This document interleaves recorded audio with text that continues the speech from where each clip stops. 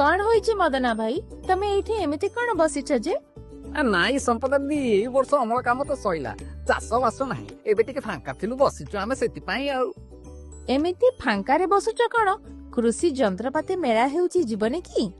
दीदी कोन कहिले कृषि मेला हाँ आम मयूरभंज जिलार बारिपदार छौपड़िया ठारी 5 दिन धरी आंचलिक कृषि जंत्रपाति मेला हेबो एटिकी जिलार समस्त ब्लॉक रु आ बालेश्वर केउंझर भद्रक रु मध्य शह शह चासी भाई माने और भौणी माने आसीबे नुआ कृषि जंत्रपाति सांग को से सब केमिति व्यवहार करिवो सिखेइबे आउरी केते कोन कृषि विषय रे जानिबा को पाइबो हेले तमे तो एमिति फांका बसिछ तमे बसिथाओ मु मोर जाउछि ए जाउछ कुआडे संपदा दीदी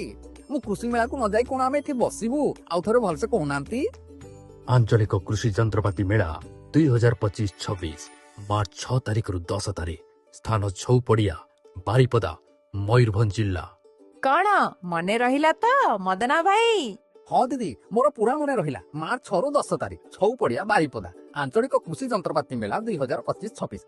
आज्ञा मु जाउची आपन माने आसीबे तो